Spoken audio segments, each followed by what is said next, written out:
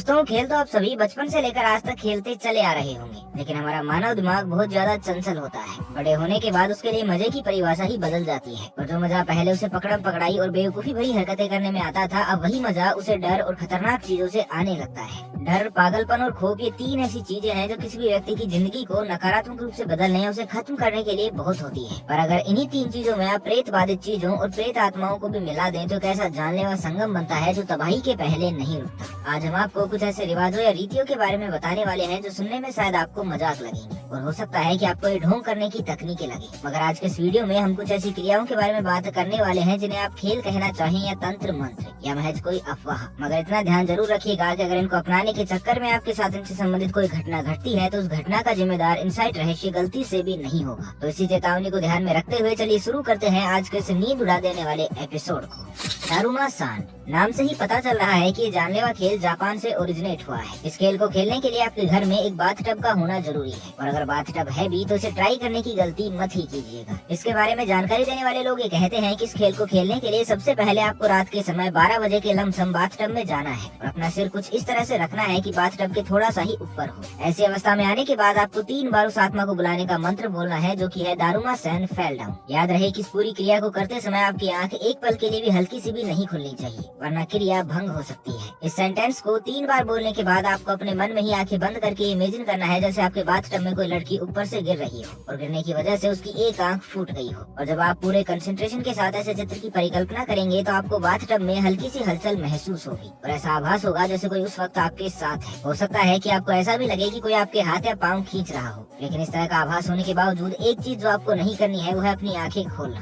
क्योंकि प्रेतों की दुनिया में प्रेत आंखें खोलने का मतलब क्या समझ ले इसका किसी को भी कोई अंदाजा नहीं रहता। कुछ देर बाद जब यही हलचल शांत हो जाए तो आपको बाथटब से निकलना है और निकलने के बाद बिना पीछे मुड़े दरवाजा बंद कर लेना है और जैसे ही बाथरूम का दरवाजा बंद हो इसके बाद आप जरूरत पड़ने पर अपनी आंखों को खोल सकते हैं, वरना आंखें बंद ही रहें तो ज्यादा बेहतर है। बस फिर इसके बाद आपको कुछ भी बहुत ज्यादा खास नहीं करना है, बस अपने बिस्तर पर जाकर चुपचाप सो जाना है जैसे कुछ हुआ ही नहीं हो। ये सब कुछ करने के बाद आपको लगेगा जैसे आपके साथ कुछ हो ही नहीं रहा है और सब कुछ बकवास था, लेकिन असली प्रभाव तो अगले दिन से दिखना शुरू होगा। अगले दिन जब आप सुबह उठेंगे तो आपको ऐसा लगेगा जैसे कोई आपका पीछा कर रहा हो। आपका मन आपको बार बार इस चीज के लिए सावधान करेगा कि आपके आसपास कोई है जो ढेर सारी नकारात्मक ऊर्जा आपके प्रति लगा रहा है। हो सकता है आपके रोंगटे भी कई बार खड़े हों, लेकिन शक होने पर आप जब कभी भी पीछे मुड़कर देखेंगे तो आपको कोई भी नहीं दिखाई देगा। कुछ लोग क्लेम करते हैं कि शीशे या कैमरे जैसी किसी भी वस्तु में अपने पीछे थोड़ा सा गर्दन झुकाकर देखते वक्त वो ये नोटिस करते हैं कि उस रिफ्लेक्शन में उन्हें कुछ अजीब सा दिखाई देता है। स्पेसिफिकली बताएं तो उन्हें हल्की सी और बहुत ही धुंधली सी परछाई देखने को मिलती है, लेकिन कई लोग ऐसे भी हैं जिन्होंने नेगेटिव प्रेजेंस को महसूस करने के बावजूद ऐसी किसी परछाई को नहीं देखा है। इस विषय पर सबने अपना अपना अलग अलग एक्सपीरियंस बताया है, लेकिन अगर आपको ऐसी प्रेजेंस दिन ब दिन और तीव्रता से महसूस होने लगे तो सावधान हो जाइए। नकारात्मकता का इतनी तीव्रता से बढ़ना ये संदेश देता है कि दारुमा-सान धीरे धीरे आपके बहुत ज्यादा करीब आती जा रही है और उसके करीब आने का सिर्फ यही मकसद होता है ताकि वो आपके शरीर पर हावी होकर आपको सबसे लंबी नींद सुला सके। ये एक ऐसी खौफनाक परिस्थिति होती है जब व्यक्ति चिड़चिड़ा हो जाता है और कुछ ऐसी हरकतें करता है जो उसके बस में नहीं होती और बस इसी कमजोरी का फायदा उठाते हुए वो धीरे धीरे आपके और भी ज्यादा पास आती जाएगी। जब आपको ऐसे आभास और भी ज्यादा होने लगे तो इसमें अपने हाथों को हवा में चोपिंग स्टाइल में वेव कीजिए जैसे आप सामने वाले किसी व्यक्ति को कराटे चोप मार रहे हो और ऐसा करते वक्त आपको जोर से कहना है किट्टा, जिसका हिंदी में मतलब होता है कि मैं तुम्हारे टुकड़े टुकड़े कर दूंगा या कर दूंगी। ऐसा करने के बाद अगर आपकी किस्मत अच्छी निकली और आपका मनोबल मजबूत रहा तो आप इस जंग को जीत जाएंगे और आत्मा से छुटकारा भी पा लेंगे। और अगर किस्मत खराब निकली तो आगे आप खुद ही समझदार हैं कि आपके साथ क्या हो सकता है।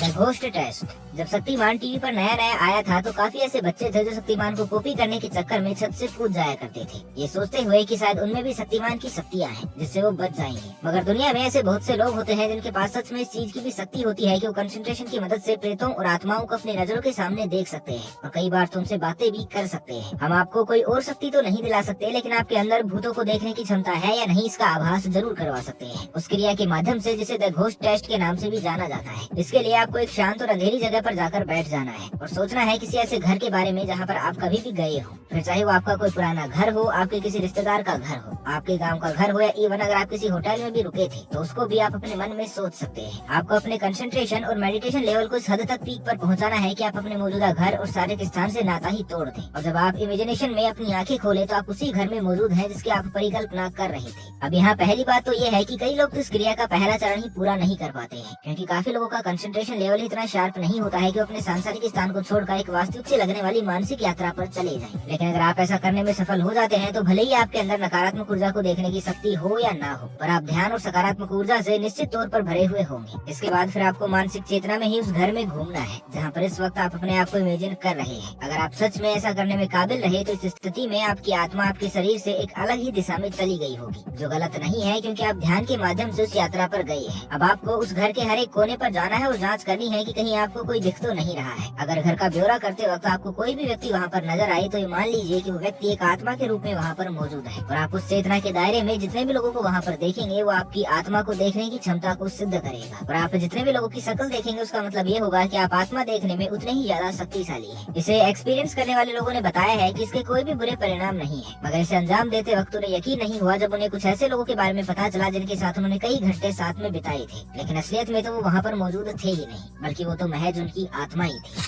पोलिबियस। आर्केड गेम्स तो आप सभी ने बेशक अपने बचपन में जरूर खेली होगी। यहाँ तक कि टेकन 3 को मशीन में खेल कर तो न जाने कितने ही लोगों का बचपन पार हुआ होगा, लेकिन हर आर्केड मशीन एक अच्छा अनुभव नहीं देती है और पोलिबियस उसी का उदाहरण है। पोर्टलैंड के गेम पोरलस में 90 के दशक में अचानक ही काले रंग की कैसी आर्केड मशीन आ गई थी जिसका नाम था पोलिबियस। इस मशीन को किसने इंस्टॉल किया, इसका निर्माता कौन है, या आज तक कोई भी नहीं जानता है, लेकिन नई गेम को मार्केट में आता देखकर लोग तुरंत ही इसको खेलने के लिए होड़ में लग गए। मगर पता नहीं इस खेल का क्या जादू चढ़ा कि लोगों को इसकी बुरी लत लग गई। लोगों को पोलिबियस खेलने की इतनी आदत हो गई थी कि कई बच्चों ने तो इस गेम को इतना खेला कि माँ बाप के ऊपर कर्जा चढ़ गया और अगर उन्हें खेलने को नहीं मिली तो कुछ ने तो सुसाइड करने जैसा खतरनाक कदम भी उठा लिया था, जो उस दौर के हिसाब से बहुत ही अकल्पनीय स्तर की बात थी। यहाँ तक कि इस गेम की सर्विसिंग भी आम लोग नहीं करते थे, बल्कि उसके लिए काले सूट पहनकर ऐसे लोग आया करते थे जैसे वो बहुत ही खुफिया काम कर रहे हैं। और जब लोग इसे खेलने के लिए मरने मारने पर उतारू हो गए तो एक दिन अचानक से ही पोर्टलैंड के हर एक गेम पार्लर से मशीन गायब हो गई, जैसे कभी एग्जिस्ट ही ना करती हो। जानकार बताते हैं कि ये गेम CIA के एक प्रोजेक्ट के अंतर्गत इंस्टॉल की गई थी, जिसके जरिए अपने माइंड मैनिपुलेशन को टेस्ट करना चाहते थे। और जितनी भी पोलिबियस गेम्स इंस्टॉल हुई थी ये बस उसी एक टेस्ट का हिस्सा थी, जिसके जरिए वो अपनी इस टेक्निक का आउटकम देखना चाहते थे। और जैसे ही उन्होंने अपनी मशीन का परिणाम देख लिया और उन्हें संतुष्टि हो गई, तब उन्होंने अचानक से इस मशीन को हर एक जगह से हटा लिया और गेम पार्लर वालों को भी ऐसे चुप करा लिया कि आज ना तो इस गेम की कोई आर्केड मशीन मौजूद है और इंटरनेट जैसी बड़ी लाइब्रेरी जहाँ पर लिटरली 5000 साल पुरानी किताबें भी मिल जाती है, वहाँ पर भी इस गेम की एक भी कॉपी मौजूद नहीं है। तो दोस्तों, क्या आप इनमें से किसी भी गेम को ट्राई करने की सोच रहे हैं? अगर हमारा सुझाव मांगे तो ऐसा कुछ भी नहीं करें, लेकिन फिर भी अगर आपको कुछ ट्राई करने की प्रबल इच्छा हो तो आप द घोस्ट टेस्ट को जरूर ट्राई कर सकते हैं, जिससे न सिर्फ आपका कंसंट्रेशन लेवल बढ़ेगा बल्कि आपको अपनी क्षमताओं का अंदाजा भी होगा और आपको इससे कोई नुकसान भी नहीं पहुंचेगा। क्या पता इसी बहाने आपको अपने जीवन से संबंधित कोई रहस्य भी पता चल जाए। बाकी ऐसे और भी बहुत से इंटरेस्टिंग किस्से और खेल हैं जिनके बारे में एक वीडियो में बता पाना नामुमकिन है। और अगर आपको इस वीडियो का पार्ट 2 भी चाहिए तो हमें नीचे कमेंट करके जरूर बताइएगा। बाकी आज के लिए बस इतना ही, मिलते हैं एक नई वीडियो के साथ। तब तक के लिए खुश रहे, मस्त रहे, हंसते रहे। भगवान करे आप सभी का दिन शुभ हो।